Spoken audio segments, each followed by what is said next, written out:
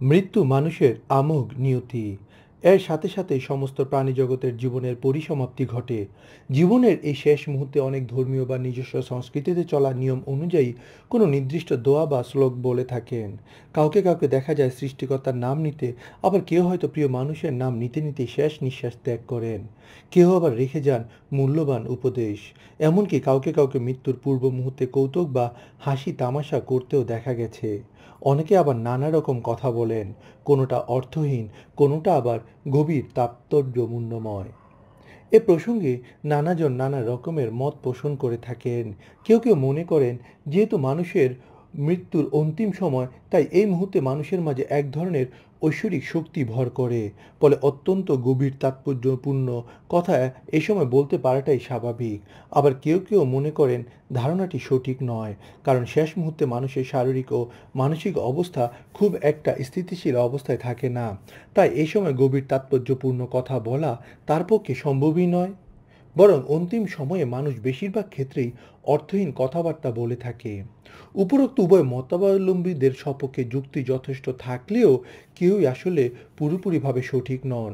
কেননা মৃত্যুর পূর্ব মুহূর্তে মানুষের কথাগুলো বিশ্লেষণ করলে দেখা যায়, খুব সাধারণ মানুষও মৃত্যুর আগ মুহূর্তে খুব গুরুত্বপূর্ণ কথা বলে গেছেন, যা তারা সচরাচর বলেন না।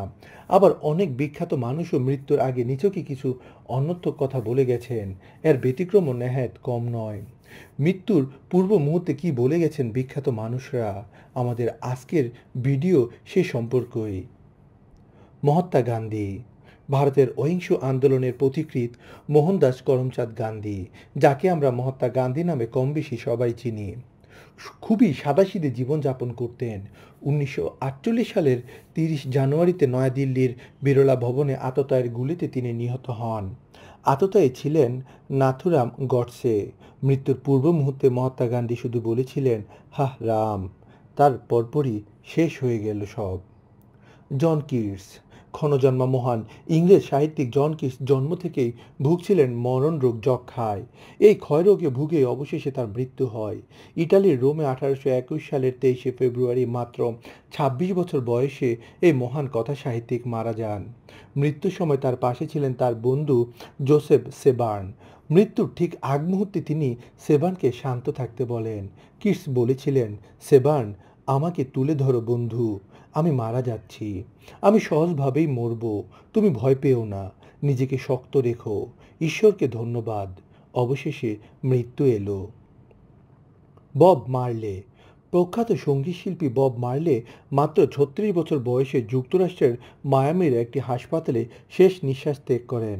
সেটা ছিল 1981 সালের 11ই মে। মৃত্যুর আগে মার্লে তার ছেলে জিগিকে বললেন, টাকা দিয়ে জীবন কেনা যায় না। কথাটি শুনলে বোঝা যায় এর সাথে কত আক্ষেপ আর গভীর উপলব্ধি জড়িয়ে আছে। Ernest Hemingway, Old Man and Sea লেখক কালজয়ী সাহিত্যিক আর্নেস্ট হেমিংওয়ে কোনো রোগে ভুগে কিংবা দুর্ঘটনায় মারা যাননি। বিশ্ব সাহিত্যের এই অমূল্য কারিগর জীবনের প্রতি বীতশ্রদ্ধ হয়ে নিজেকে নিজেই শেষ করে দেন। আত্মহত্যার পূর্বে হেমিংওয়ে তার স্ত্রীকে বলেছিলেন, শুভরাত্রি আমার বিড়াল ছানা। এডগার অ্যালান পো, এডগার অ্যালান পোর সৃষ্টিকর্মে বিষণ্ণতা আর অন্ধকারে প্রচ্ছন্ন একটি ছায়া লক্ষণীয়। 1849 সালের 7ই অক্টোবর পো তার শেষ নিঃশ্বাস ত্যাগ করেন। তার শেষ কথা ছিল, ঈশ্বর আমার অসহায় আত্মাকে সাহায্য করো।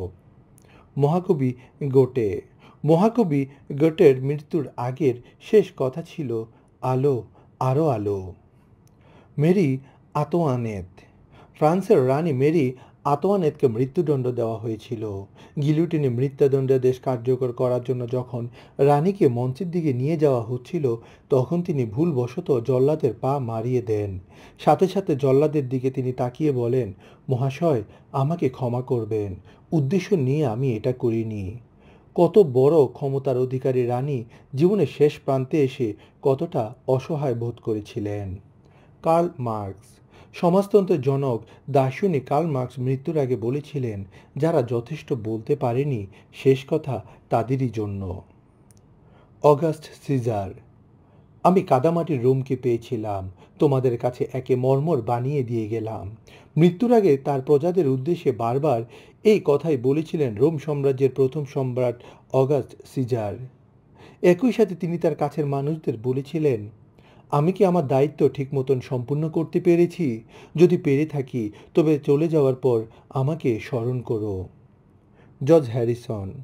পৃথিবী বিখ্যাত বিটলস ব্যান্ডের অন্যতম সদস্য জর্জ হ্যারিসন 58 বছর বয়সে ফুসফুসের ক্যান্সারে ভুগে মারা যান। দিনটা ছিল 2001 সালের 29শে নভেম্বর। তার স্ত্রী অলিভিয়া হ্যারিসনের কাছ থেকে জানা যায় তার মৃত্যুর আগে শেষ কথা ছিল, তোমরা একে অপরকে ভালোবেসো। সম্রাট আওরঙ্গজেব। মুঘল সম্রাট আওরঙ্গজেবের মৃত্যুর আগে খুব অনুতপ্ত ছিলেন। পুত্রের কাছে লেখা সর্বশেষ চিঠিতে লিখেছিলেন, আমার জীবনে অনেক পাপ করেছি, জানি না কত শাস্তি আমার জন্য অপেক্ষা করছে।